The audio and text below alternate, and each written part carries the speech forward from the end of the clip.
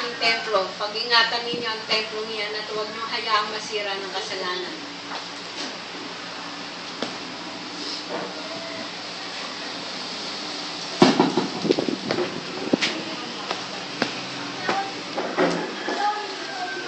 Kaligayahan na ba sa inyo ang pagsunod? Kaligayahan na ba ang pagpupuri at pagsamba sa inyo? Kung ganon kayong aking mga anak. Amen. Kaligayahan, Lord. May extra kayo. Tinake ko yung Sikay na Glory. Maririnig nyo na. Pwede nyo gamitin to sa inyo habang nandiyan kayo sa abroad. Alam nyo mga kapatid, yung Sikay na Glory na yan, hindi lang talaga ma-explain eh. Ang sarap eh. Di ba? Mararamdaman mo yung feeling sa spirit.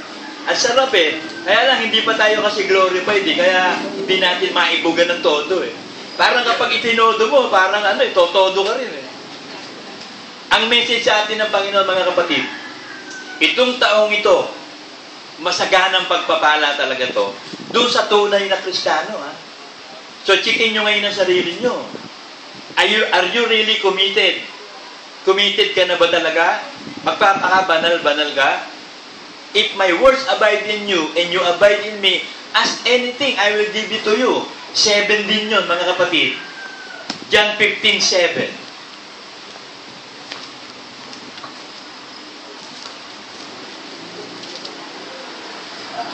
Kung kayo'y magsisipanatili sa akin at mga salita ko'y magsisipanatili sa inyo, ay hingin ninyo ang anumang inyong ibigin at gagawin sa inyo.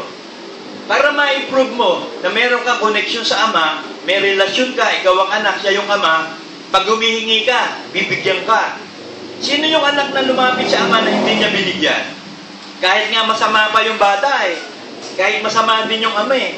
Diba? Pag lumapit yung anak eh, talagang binibigyan. Tayo pa kaya na tinawag ng Diyos, nilikha para sa mabubuting gawa, inihanda para maging kaligayahan ng Panginoong Hesus at ang Panginoong Hesus ang kaligayahan ng Ama.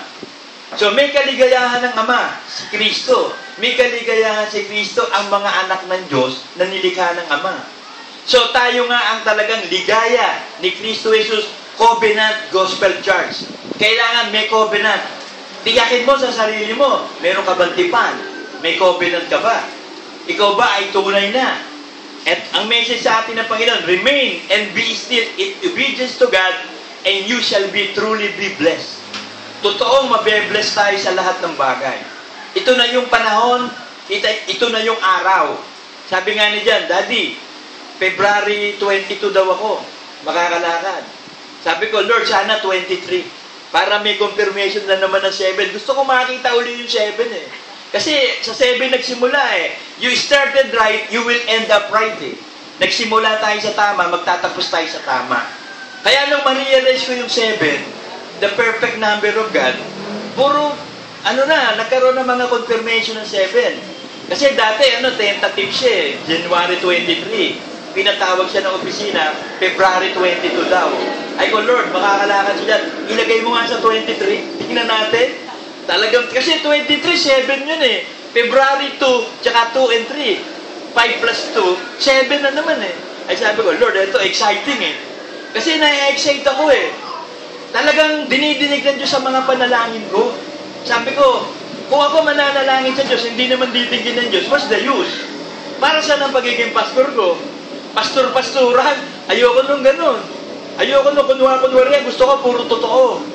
Lumapit ako sa Diyos, ang totoong Diyos, maging totoo din ako. Kaya yun ang tinatanong sa atin ng Diyos, totoo ka ba?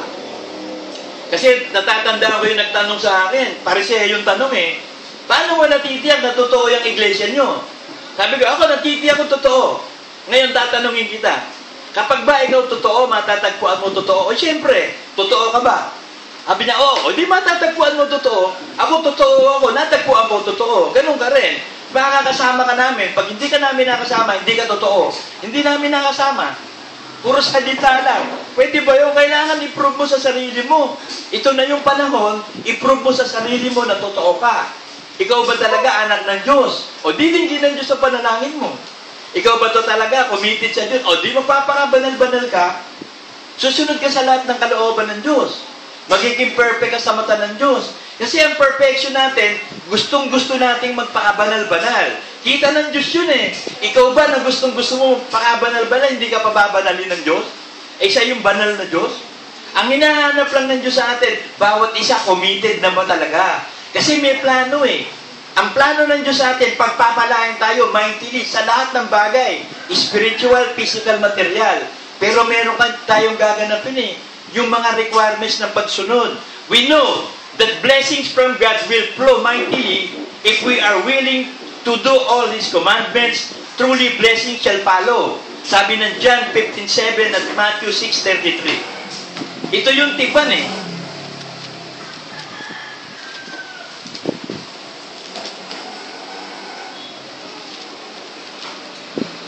Ito ang tipan ng Panginoong Diyos natin si Jesus kay Brother Manny. Matthew 6:33. So ito din ang tipan natin. Si Brother Manny, bali ang ama natin dito sa pananampalataya. Kumbaga kay Abraham, ama sa pananampalataya si Abraham. Eh si Brother Manny Sinugo, siya yung ating ama sa pananampalataya. So merong sinabi ang Panginoong Jesus kay Brother Manny na kapag ginawa niya, magaganap lahat ng pagpapala. Ngayon tayo yung mga anak. Yung tipan sa ama, hindi ng tipan sa anak. Kung tayo ay totoo na talaga sa Diyos, totoong gagawa na ang Diyos sa atin.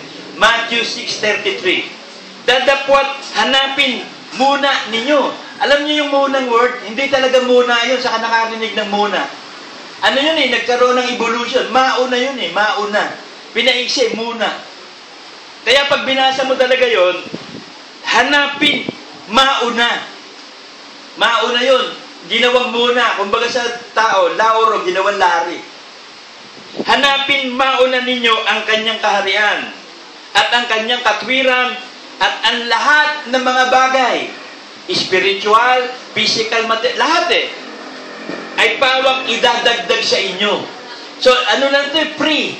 Dagdag eh. Parang nung panahon ng mga bata kami, dyan meron tindahan dyan, yung Palatio Hardware, kay Inchik yun eh. Inchik Beho, ang lakas ng negosyo nun. Pag bumibili kami doon ng balatong, pahingin nga konting mani. Bibigyan ka ng balatong na may libre pang mani. Dagdag lang yung mani. Ang binili mo, balatong. Ang pinili natin, buhay na walang hanggan eh. Nais natin talaga maligtas. Ito yung pangarap natin eh. Ito yung pangarap ko eh. Ito yung ambisyon ko, maligtas. Kung mo ang pangarap mo talaga, maligtas at magpakabanal-banal, dadagdagan ka ng Diyos. Katulad kay Solomon. Sabi ni Solomon, ang gusto ko makaunawa ng ano yung tama't mali para paghatol ko sa buong Israel, tama hatol ko. Sabi ng Diyos, hindi mo hiningi kayamanan, karangalan, o ano mo, kung hindi karunungan ng pagkilala sa akin, ibibigay ko sa iyo yung hindi mo hiningi. Idinagdag. Ganon din tayo eh. Kung hahanapin muna natin ang kaligtasan ng kaluluwa natin, magpapakabanal-banal tayo, idadagdag sa atin ang lahat ng bagay. Kaya sabi, hanapin muna yung kaligtasan ng kaluluwa, ang kaharian ng Diyos nasa puso eh. Hindi mo ito makikita kung saan, nasa puso mo to, nasa buhay mo, nasa kaloob-looban mo. Kaya pag ang kaharian ng Diyos, natagpuan mo na sa sarili mo, ready ka na talaga, idadagdag na ng Diyos. At ito yung taon at panahon ng pagdaragdag. Ito, alam niyo si Janet, nagkausap kami nung isang araw eh. Sabi niya, Brother Larry, mag-a-apply ako sa McDo eh. Interview niya kahapon ng alas 9 eh. Sabi ko, just act in faith. Lahat ng dalangin natin, tinutugon ng Diyos. Sinabi ko sa iyo, relax ka lang doon, eye-to-eye contact pag ini-interview ka. Look at the eyes. Pero ang pagtingin mo, huwag sa mata doon sa gitna nung mata. Para hindi ka talagang matitigil. Nakatingin ka sa mata kasi when you talk to someone, it must be eye-to-eye contact eh. And then relax ka lang. Kung ano yung tanong, yun ang sagot. Pasado ka dyan, matatanggap ka.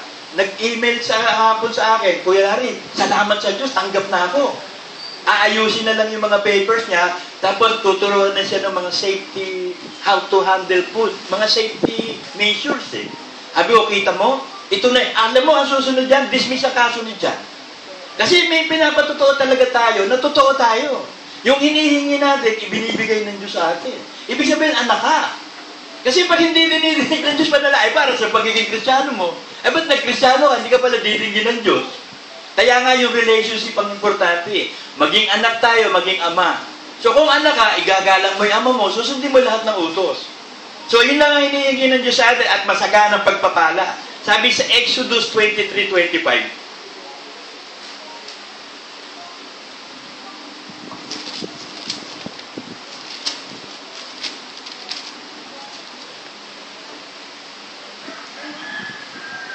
inyong paglilingkuran ang Panginoon ninyong Diyos at Kanyang babasbasan ang inyong tinapay at ang inyong tubig. At aking aalisin ang sakit sa gitna mo. So, material blessings. Tubig, pagkain, inumin, at aalisin ang sakit, physical.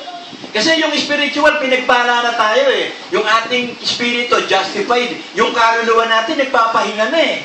Hindi na tayo madadaya ni inuman. Nakalaya na kaluluwa natin sa pagkahahapak ni Satanas sa maling aral, maling idea, maling opinion, maling pananampalataya. So nakalaya na yung kaluluwa. Ang espiritu, banal na, justified. So ang kaluluwa, i-born again, i-justify, i-renovate. Yung katawan, papalitan yan dahil hindi na mababago yan eh. Sabi ni Pablo, ano ito, Panginoon? Meron kapangyarihan sa katawan ko na ginagawa ko yung ayaw ko.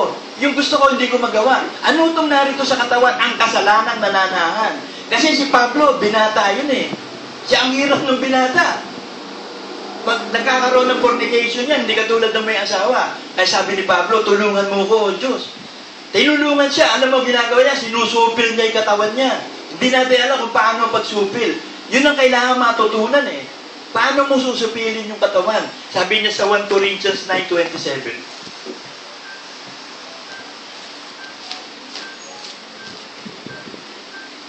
Ngunit hinahampas ko ang aking katawan. Ayun pala pagsupil, hinahampas. Hindi ito yung yung ginagawa ng mga naglalakad sa kalsadang hinahampas yung likod na may dugo ng baboy. Kunwari, may dugo na.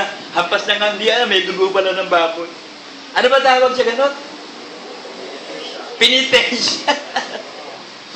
Hindi ito penitensya. Hinahampas ko. Ibig sabihin, kinokontrol niya. Gumagawa siya ng paraan para makontrol ang katawan. At aking sinusupil, yung kinukontrol. Baka sakaling sa anumang paraan, pagkapangaral ko sa iba, ako rin naman ang matakwil. Kasi turo ka ng turo, hindi mo ginagawa aral ng Diyos. Kaya gawin mo muna ang aral ng Diyos para pagtuturo mo, maniniwala tao sa iyo. Sa loob ng bahay. Miski hindi mo nga turuan ng mga anak mo, makita lang pamumuhay mo, susunod na eh. Kasi action speak louder than words eh. Kaysa doon sa dakdakan ng dakdak, sasabihin mo sa anak mo, alin nga nito, ikuha mo pa nga ako ng beer doon sa rep. 2 beer pa. Tapos sasabihin ng tata, ikaw wag kang maglalasing ha. Nagpapakuha ng beer, tapos wag maglalasing. Nung araw, talagang, sugarol ako eh. Tatay ko sugarol din eh. Pwede ba akong pagbawalan ng tatay ko? Hindi pwede, nagsusugal din siya. Dapat, suportahan niya ako. Sinuportahan din naman niya ako. Pag wala na akong puhunan, binibigyan. Kung sintidor din. Kasi hindi niya pwede sabihin, huwag kang magsusugal, nagsusugal eh. Huwag kang maglalasing. Naglalasing eh. So, hindi mo pwedeng ituro isang bagay na hindi mo naman ginagawa. Yun yung may sinabi sa Bible na, bago mo tanggalin yung muta sa iyong mata, tanggalin mo muna yung muta mo. Hindi naman pwedeng tanggalin yung mata eh. Maiwan yung muta. Yung muta ang tatanggalin mo, makakakita ng maliwanag. So, mabuhay ka muna sa totoo, susunod na lahat sa'yo sa totoo. So, yun ang importante, magtitiwala sa'yo, asawa mo, mga anak mo. Kahit di ka nagtuturo eh, yung action mo ang nagtuturo eh. Kaya sabi ni Kristo, kung hindi kayo naniniwala sa aral ko, paniwalaan niyo yung ginagawa ko. Ano ba yung ginawa ko na papatayin niyo ko? Papatayin siya eh. Sabihin niyo, ano ba yung ginagawa ko na papatayin niyo ko? Hindi kayo naniniwala sa aral ko, galing to sa Ama, di maniwala kayo sa ginagawa ko. Hindi, nabubuhay ang patay, lumalakad ang lumpo. Hindi pa rin naniniwala. Ano pa niniwalaan yung mga taong yan? Kaya sabi niya, nagsasalita ako ng mga bagay sa lupa, hindi nyo lalo yung bagay sa langit na sabihin ko, lalo hindi nyo maintindihan. Kaya ang mga unbeliever, hindi talaga makakaunawa ng spiritual. Kailangan ma-born again muna. At ang mga tao, pag hindi pa naboborn again, hindi makakaunawa sa Diyos. Kinakailangan maging panganay ka muna eh, para mapabilang ka sa lahi ng Diyos. At kailangan sumunod ka sa kalooban ng Diyos at ang pagpapala masagana. Sabi ng Psalm 81:16,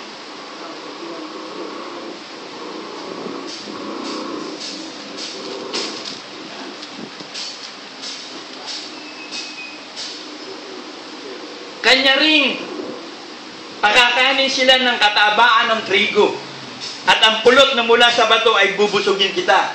So yung honey na mula sa bato, bubusugin. Sabi ng Panginoong Hesus, bibigyan ko kayo ng tubig na hindi na kayo mauuhaw. Magbibigay ng honey ang bato, si Kristo, ng salita ng Diyos at tubig, hindi na tayo mauuhaw. Yung kasing honey, complete foods yun for the adult. Yung milk naman, complete foods for the baby. So, meron kompletong pagkain ng baby. Yung milk. Pag matanda ka na, huwag na masyadong milk, makakasama na yun. Honey na kailangan. Hindi naman pwede ibigay yung honey sa bata, magtatai yun. So, ibig sabihin, may kanya-kanyang complete foods. At ang complete foods na binigay sa atin ng Diyos, salita ng Diyos. Pag kinakain mo salita ng Diyos, it is health to the flesh and to the bones. Lalakas ang katawan mo, ang buto mo. Kasi ang buto pinakamahalaga Tingnan nyo mabuti sa buto. Alam niyo yung buto ng kalabasa? Gamot sa cancer yun, sa lahat ng cancer. Yung buto, yung kakao, alam niyo yung kakao, yung chocolate, buto yun Yun ang ginagawa chocolate. Yung kape, mahusay yan, gamot din sa cancer yan sa liver. Tingnan nyo, puro buto, mga nuts. Kaya sabi ng Israel, pupunta kami sa Egypt, maraming nuts dun masasarapang nuts dun. Lahat ng mga nuts, alam mo, napakaraming makukuha sa buto Yung itlog, buto yan Yan yung nagiging manok 2 itlog lang daw sa araw-araw. Complete foods din yun mouth-sustansya sa katawan. Hindi sobra sa kolesterol yun, okay. Basta huwag lang napakarami. Basta't napapansin ko, basta't buto, nandun ang talagang Ano ba yung buto na mapait? Sobrang pait na tinigman ko, hindi ko mahogany. Tinignan ko sa internet, mahogany is extract. Galing pa sa ibang bansa, ang mahal. Napaka-potent nung katas ng buto na ubod ng pait nun. Talagang bitter herbs yun Habang bitter kasi, mas nakakatulong sa diabetes. Kita mo pag diabetes, bitter ang pinatitira. Gamot din sa lahat ng sakit yung mga mapapait kasi pangit kainin yun Diba? Ganun ang tao Kahit nga yung saging saba, ayaw kainin ng hinuglang na gusto, gawin pang banana cue. Gawin ko silba. Pero pag mas maganda yung laging gawa ng Diyos lang Huwag sasalihan ng kaisipan ng tao. Sabi ng Proverbs 28:20,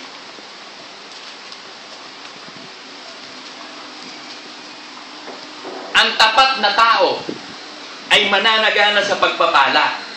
So, tingnan mo lang ang sarili mo kung tapat ka ba. Kasi, tinawag tayo, hinirang tayo, at tapat. Yun ang nanaigi, kasama ni Kristo. Kaya pag natiyak mo na sa sarili mo, tapat ka, kasi didesisyonan mo Panginoon, this time, magiging tapat na talaga ako, committed na ako sa iyo, tatanggapin na kita bilang Diyos ko tagapagligtas, lahat ng aral at ordinansa mo, gaganapin ko na. At ibinigay yung konkreto at dekretong-dekri ng apostol kay Brother Manny. Ang una, aalisin ka sa sumpa. Kasi yan ang problema ng tao sa mundo, pera. Ang solusyon din dyan, pera. Kung ano ang problema mo, yun ang solusyon, pera. O di para sumagana ka sa pera, ibigay mo sa Diyos yung tong. Magtong ka. Kumbaga sa isang lugar, alis sa mga pulis, magtong ka sa mga pulis para hindi ka galawin ng pulis. Mga tong collector yan So magbibigay ka muna sa Diyos ng tax sa kanyang bayan. Pag binigay mo yung ikapot handog mo, gagawa ka ng tipan yung maluwag sa puso mong handog. Pag nag-tights ka, ano ba ang pinakamagaang sa puso kong iyan? Kung ano ba tights ko, offering ko, hindi ko kaya, Lord. 5% lang kaya ko. Pag ikinumit mo yon, forever and ever na yon. So, wag kang gagawa ng panunumpa o isang bagay na hindi mo kakayanin. Tanungin mo sa sarili mo, kaya ko bang ibigay ito? Kung ano igapo ko, handog ko, forever and ever yan Habang may iglesia, nandyan ang tights at offering. Forever and ever ang pagbibigay sa high priest So, ikaw ang tatanungin mo, handa na ba talaga akong committed na ipasusunog ko lang yung pera ko, iba-burnt offering ko lang yon? Kasi yung mga burnt offering, kung tatanungin mo, susunugin lang naman yun. Mabangon sa miyo nga sa Diyos yun yung mga sinusunog Yung binaliwala mo na, mabangon sa Diyos yun. Yung mga burnt offering, sabi sa Philippians.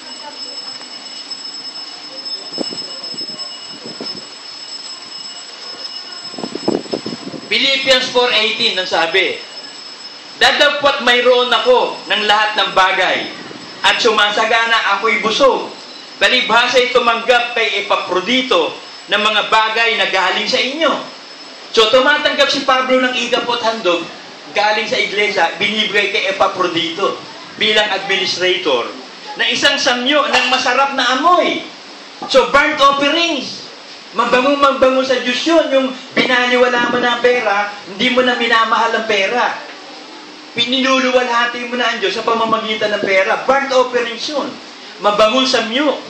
Isang handog na kaaya-aya na lubang nakakalugod sa Diyos. So pag nagawa mo na talaga yung buong pusong pag-iikap at paghahandog ng bukal sa puso, at pupunan ng aking Diyos ang bawat kailangan ninyo ayon sa kanyang mga kayamanan, sa kaluwalhatian kay Kristo. Bawat kailangan ninyo.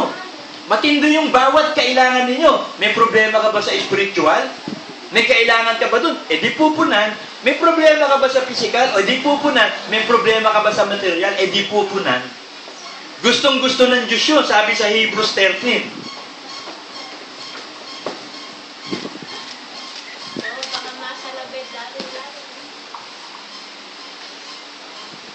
Ayos, hallelujah. Nakadaan na sa Jordan.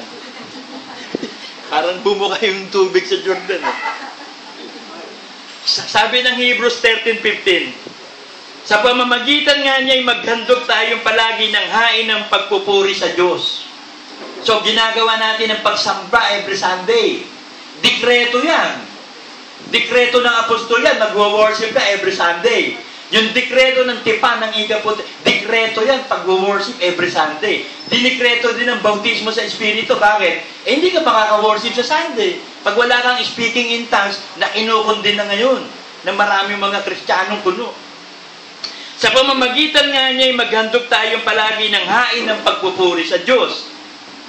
Sa mga tuwid bagay, ang bunga ng mga labi na nagpapahayag ng kanyang pangalan. Dadapot ang paggawa ng mabuti at ang pag-aabuloy, huwag niyong kakalimutan. Sapagkat sa mga gayong hain, ang Diyos ay totoong nalulugod. So maligaya ang Diyos doon. Kaya nga yun ang ginawang dekreto kaagad ng apostol para mawala tayo sa sumpa. Walang anak ng Diyos na nakasumpa. So kapag ikaw anak ng Diyos, inilagay ka sa iglesia, tiyak may tipan ka ng ikaputandog. Pag wala ka pang tipan ng ikaputandog, hindi ka kasama sa ligaya ni Kristo Jesus, Covenant Gospel Church. Kanino ka kasama? O hindi ka nakaugpong sa akin, kanino ka nakaugpong? Di lalabas na kulugo. Kasi yung kulugo, pwedeng tanggalin yun Hindi naman talaga part ng body yun Yung kuntil pa, part ng body. Silong may kuntil. Pero kapag ikaw kuntil, bagamat pangit, ewan natin kung ano function ng kuntil. At least bahagi na, yung kulugo. Skin disease yun Kulugo, nunal. Part din ng katawan nyo, Kung titignan mo, ano ba ang function ng nunal? Hindi ko alam. Kung tatanungin nyo ko, hindi ko alam. Ang nagkakaalam niyan, yung mga manghuhulang hangal. Sabi nung lahat, yun daw magiging asawa ni baby, may nunal siya dito, dahil nang daw ng luha, mamamatay daw. Baliktad yung lahat ng naging asawa ko mga namatay. Baliktad Meron nga akong girlfriend Meron akong girlfriend nung araw, ang ganda ba? Talagang, puti, ang sexy, ang ganda. Namatay. Nagkaroon ako ng asawa, ako'y napikot. Alam mo, lahi kami ng pikutin Napikot ako, namatay. Tapos nung maging asawa ko siya, dapat ako mamamatay, di ba? Hindi ako papatay-patay ni Satanas. Yung mga manghuhula, sabi ko nga, nagpapahula sila, gumagasa. Ba't di mo hulaan na sarili mo? Wala pang gastos, libre. Hulaan mo sarili mo. Pupunta ka pa sa manghuhula, hula nga yun Sabihin nung manghuhula, kaya nga hula, ba't ka nagpahula sa akin? Sino ba tanga? Di ba hula? Kaya, sigurado ba hula? Hindi, ba't ka nagpahula sa akin? Kaya merong justified yung panghuhula ng mga bakit? Hula nga Sana kung sigurado, pero word of God, sigurado kung propeta. Sabi ng Diyos, ang bawat propeta ng Diyos, hindi nagsasalita ng isang bagay na hindi nangyayari. Kaya sabi sa Deuteronomy, kapag ang isang propeta nagsalita, hindi naganap, hindi propeta yon, hangal yun. So lahat ng propeta ng Diyos, sinasabi, word of God Sigurado word of God Walang kupas to subok na to Sabi ng spiritual blessings are promised. Yung spiritual na pagpapala, talagang promise. Sabi sa Isaiah 56.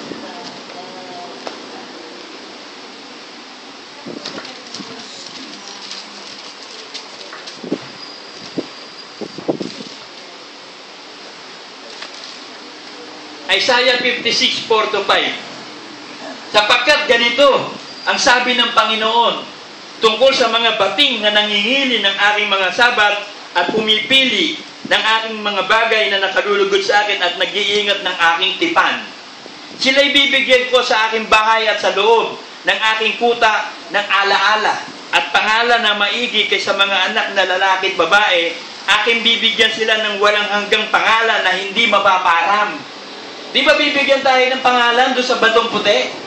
Bibigyan tayo ng bagong pangalan. Ang nakakaalam lang, yung nakakita ng batong puti, yun ang bago mong pangalan. Hindi mapaparam yun, forever and ever na pangalan. Kasi yung pangalan natin ngayon, papalitan hindi forever Panlupa itong pangalan na to Yung pangalan ibibigay sa atin doon, panlangit na pangalan. Hindi natin alam. Suspension Sabi ng Revelation, bibigyan tayo ng batong puti na ang nakakaalam lang, yung nakakakita humawak, yung kanya. Di makikichismis tayo. Ano pangalan mo? RC, ano ba bago mong pangalan? CR. Ginawa CR. Pumangit yung pangalan RC, naging CR. Titignan mo yun doon, makikichismis chismoso tayo. Wala naman tayong gagawin doon, hindi magchismisan Yun ang panahon ng chismisan, fellowship yun Lagi tayo magkakasama, hindi na tayo mahihiwalay kay Kristo. Makakausap natin doon si Abraham, si Isaac, si Jacob, si David, si Samson. Makakausap natin doon niya, sina Elijah, sina Isaiah, si Jeremiah. Ng mga apostol, makakausap mo yun doon.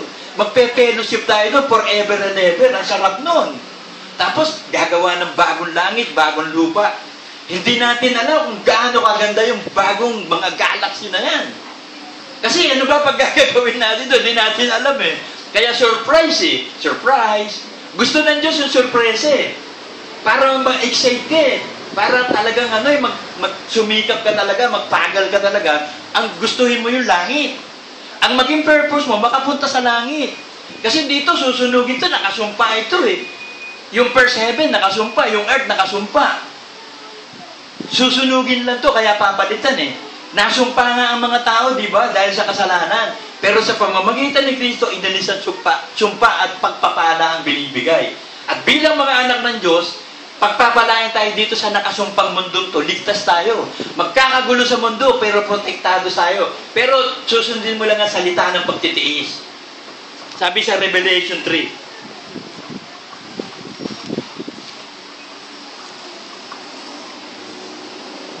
sapagkat tinupad mo ang salita ng aking pagtitiis, ikaw naman ay aking iingatan sa panahon ng pagsubok na darating sa buong sanlibutan upang subukin ang lahat ng nananahan sa ibabaw ng lupa. So, susubukan ng Diyos.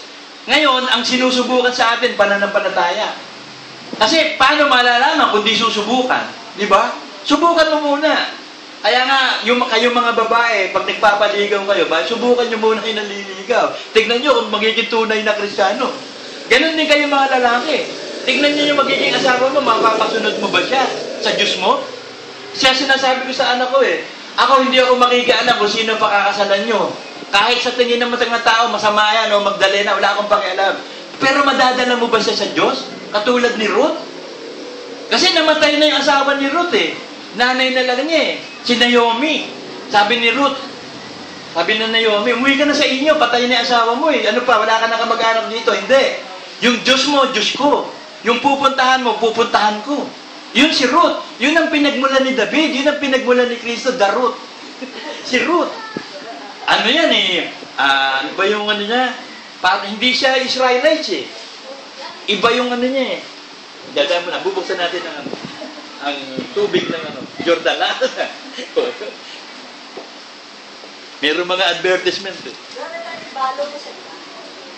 nabalo, namatay Namatay yung asawa nila, anak yun So, pag namatay kasi nung araw ang Israel, yung susunod, yung mga kapatid, dalawa lang yun. So, wala na. So, nandun sa kin o sa lahi, doon kukuha. Si Amos ba yun o si Bus? Napunta siya sa Israel. So, ayun ang istorya nung basahin nyo na lang. Yung istorya ni Ruth. Binigyan ko lang ng emphasis yun na sabi ni Ruth, yung Diyos mo, Diyos ko So, ganun din. Pag nagkaroon ka ng asawa, sabihin ng asawa mo, dahil mahal kita, Antonio, yung Diyos mo, Diyos ko. Yung kaibigan mo, kaibigan ko. Yung nanay mo, nanay ko.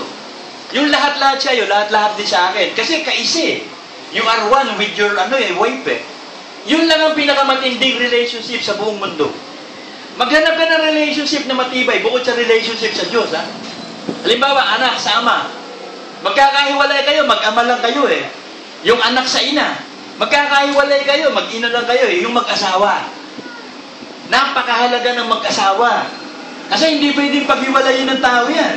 You are one with God. So hahanap ka ng akmang-akma talaga sa iyo, yung minamahal mong lubos at minamahal kang lubos. At meron siyang Diyos at meron kang Diyos. Ang Diyos nyo, yung Diyos na gumawa ng langit at lupa. Siguraduhin mo yun bago ka mag-asawa. Marami ng cases dito. Lahat na nag-asawang hindi kasama sa iglesia, sinabihan ko, magladlad ka muna ng kapa. Lay down your card sa asawa mo. Sabi mo, ito ang aking ito ang aking reliyon, ito pananampalataya ko. Mayayakap mo ba ako kasama ng reliyon ko? Yung Diyos ko, maging Diyos mo. Kailangan labas mo. Sabi na, okay. O pagkarailan ng panahon, nawala yung mga nandito kasama ng asawa nila. Imbis na maibanghelyo nila, sila na ibanghelyo. Nawala sila sa iglesia. Bakit? Hindi rin tapat sila eh. Kasi alam nyo, kung tapat ka, kahit mawalan ka ng asawa, huwag ka lang mawalan ng Diyos. Sabi ng Acts 5:29.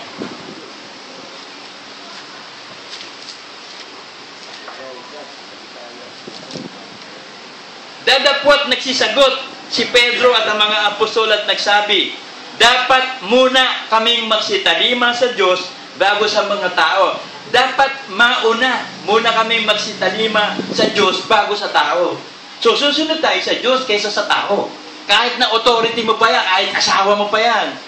Biruin mo, maililigtas ka ba ng asawa mo? Dadaling ka niya sa impyerno pag imalis ka sa faith. Di ba, sabi nung asawa mo, makikisama lang ako sa iyo, tumaligod ka sa pananampalataya. Ano sasabihin mo sa asawa mo?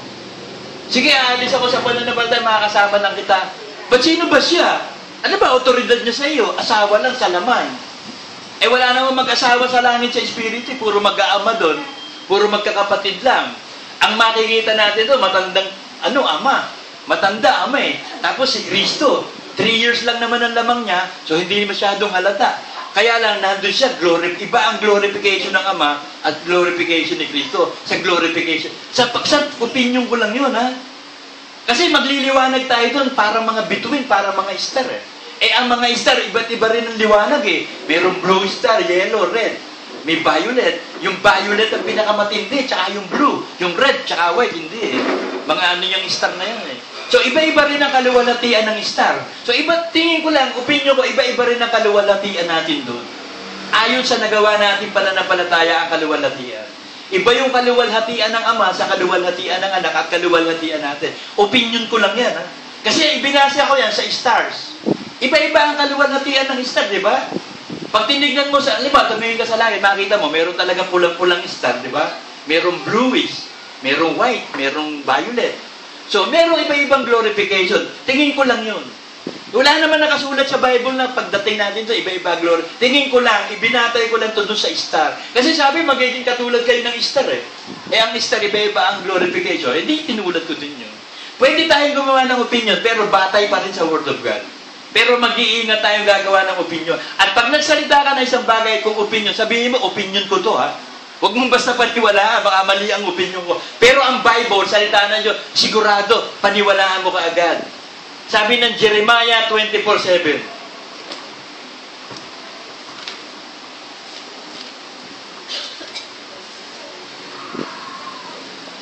At aking bibigyan sila ng puso upang makilala ko na ako ang Panginoon. At sila'y magiging aking bayan. At ako'y magiging kanilang Diyos. Sapagkat sila'y manunumbalik sa akin ng kanilang buong puso. So, nung bumalik ba tayo sa Diyos, buong puso? So, kapag buong puso, ang pagbalik mo sa Diyos, ibig sabihin, buong buhay mo. Buong espiritu mo, kaluluwa at katawan mo, buong pag-iisip mo, buong kalakasan mo, ibinibigay mo sa Diyos, tinatanggap siya, bibigyan ka ng espiritu ng pagkilala. Bibigyan ka ng isang pinto ang binubuksan na walang makapagsasarado. Pero dun sa sinaraduhan, wala namang makapagbubukas nun. Kawawa yung sinaraduhan, walang makapagbubukas. Napakapag pinagpala naman yung binuksan, walang makapagsasarado. Eh, ang LCJ Ministry, ang iglesia ito, binuksan eh. Yun ang pasalamat ko talaga sa Diyos eh. Kasi natatandaan ko noon, nagpapa-counseling ako kay Brother Manny. Ay ko, Brother Manny, hindi ako makatulog sa gabi. Bakit? Meron ko kasi akong gustong i-preach na hindi ko ma-i-preach. Kasi pinagsasalita ako ni Brother Ross doon sa retreat. Eh, hindi naman yun ang gusto kong i-preach. Iba gusto kong i-preach. Sabi ni Brother Manny, ano ba yung gusto mong i-preach? Sabi ko, yun yung mga maling nakikita kong aral ni Brother Ross. O you blow the trumpet. Alam mo ba, Larry, may nakikita ka na hindi nakikita ng iba, ituloy mo. Susuportahan kita. Sabi ko, alam niyo naman si Brother Ross, pag sinabi ko, palalayasin ako. Di pumunta ka sa akin, ba lumakas ang loob ko. Sabi ko, pag ako pala pinalayas, meron ako pupuntahan ama, hindi ako mauulila. Kasi ang ama ko, ang dami ko na naging tatay eh. Ang unang tatay ko, si Brother Phil. Abay, lagi akong pinapalot, pinapagalita kahit walang kasalanan. Ako ang nakikita, ako ang napapalo, wala naman akong kasalanan. Sumunod, ibinigay ako sa School of Price. Ang tatay namin, School of Price. Kami dalawa ni Manuel. Pagtagal-tagal, ang naging tatay namin, si Brother Ross. Abay, ito si Brother Ross, sumobra sa aral, lumumpas sa langit. Sumobra sa langit, lumampas. Yun ang napapansin ko. Sabi ni Brother Manny, hindi pumunta kayo sa akin. Yun na yung naging ama namin ni Manuel. Alam niya si Manuel, talagang sa assessor pa lang, magkaibigan na kami. Pero kita mo, ako pa rin ang naging pastor niya. Ako din talaga umaakay sa kanya dun eh. Sa assessor dun eh. Kaming dalawa ni Manuel, talagang prangkahan kami lagi. Hindi kami nagsama niya na walang prangkahan. Alam niyo ba, nakita kami nun, naghihingutuhan. May motor kami nun eh. Napagkamalan, may bakla sa amin. Kasi natadaanan na, nagpapahinguto ko kay Manuel. 25, isang ano eh. Isa ba, puting buhok pala. Pag nakabunod siya na isang puting buhok, 25. Nagtatanggala kami ng puting buhok doon sa publiko. Di siyempre, isipin na, sweet na sweet yung dalawa. Sino kaya sa kanila? Kaya pag kami magkasama, tatanungin kami ng mga babae doon.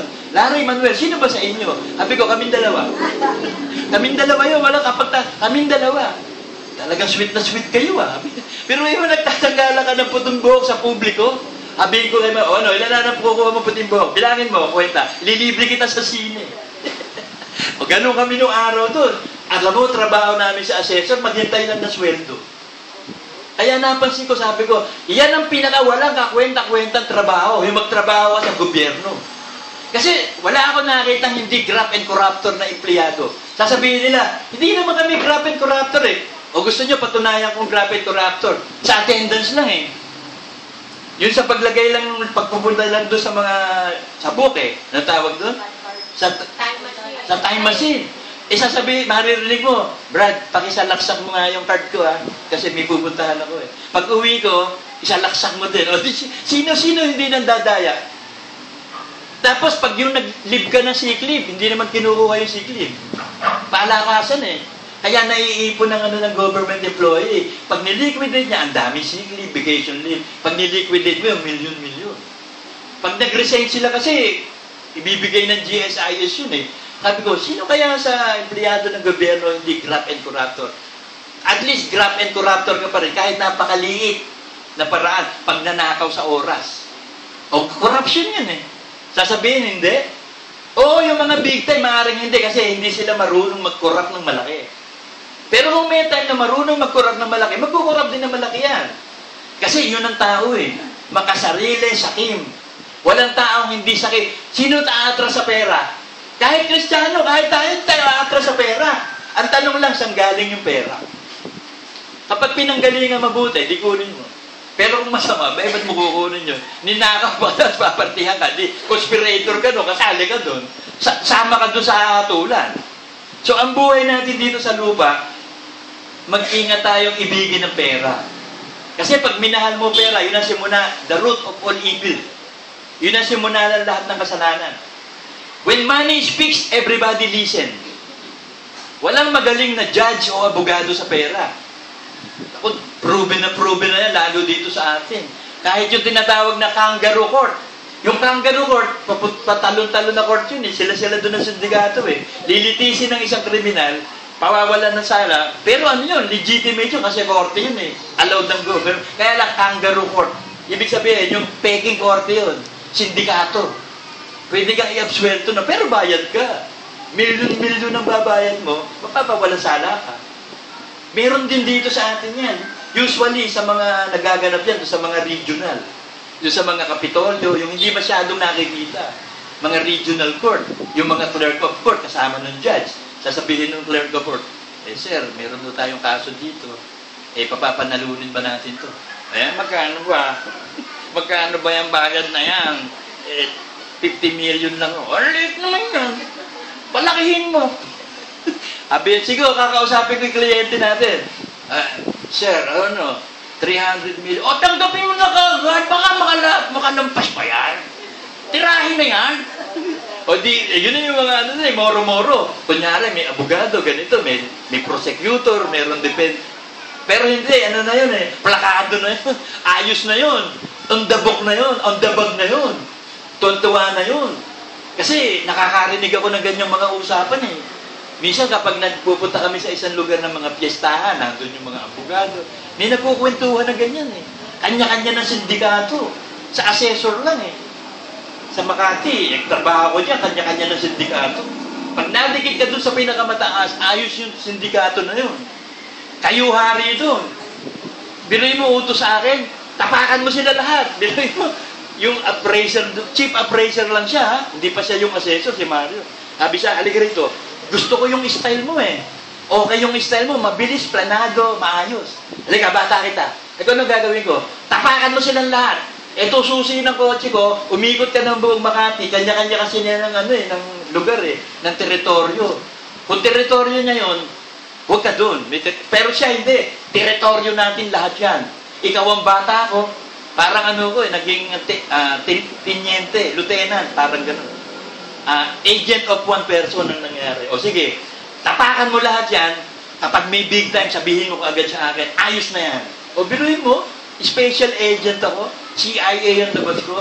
Pero sabi ko, talagang napakatindi dito, madali ang pera, pero pag nag-iisip-isip ko, sabi ko, hindi pwede magtagal ako dito. Panginoon, alisin mo na ako dito.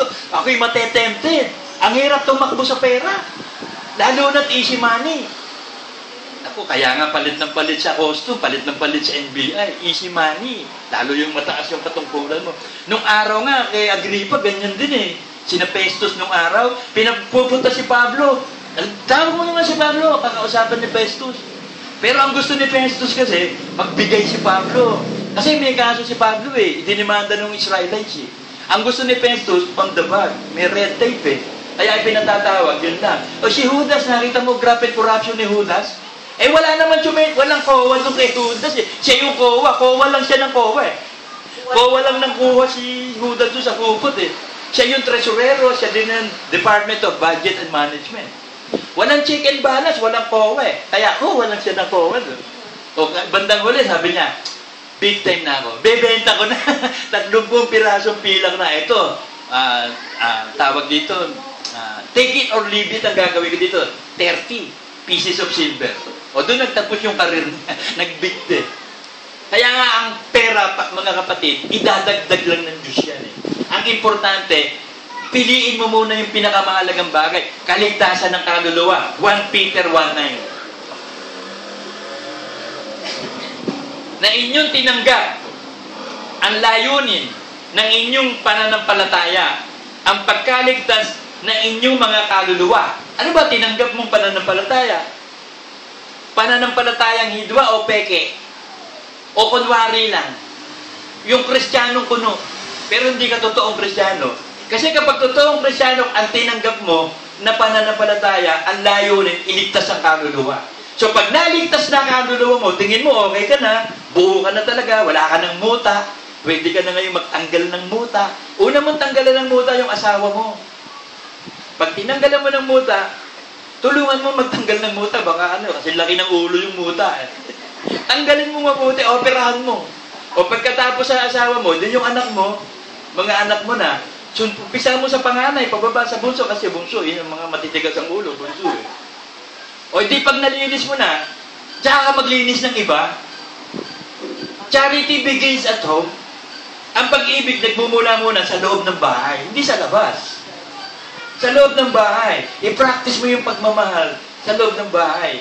Kasi hindi natin alam kung kailan na to Yung iba nga, sasabi nila, sayang, namatay ang tatay ko, nanay ko. Hindi ko man lang naipakitang mahal ko. Tapos sasabihin, I love you, mama. I love you, papa. Tapos lilinisin yung nicho. Gagayak ka. Tapos lalagyan ng maraming mga bulaklak. Ipinakikita yung pagmamahal. Patay na yun Ano pa maaamoy no makikita? Wala na. Sayang, di ba? So habang nabubuhay pa tayo, ipakita mo na yung pagmamahal mo sa asawa mo, sa mga anak mo. Ganapin mo na lahat ng Word of God. Tapos, kasi ang hirap niyan Alam nyo, madalas kong pinagpiprayan, Lord, gamitin mo nga ako yung ma-express ko yung pag-ibig ko sa iglesia talaga. Yung sa asawa ko, sa anak ko, gawin ko talaga. Eh, minsan hindi rin magawa eh. Minsan ayaw natin gawin, o minsan napipilitan tayong gawin. Mahirap din eh. Hindi na madali eh. Pero sabi ng Diyos, not by might nor by power, but by the Spirit, says the Lord. Amen.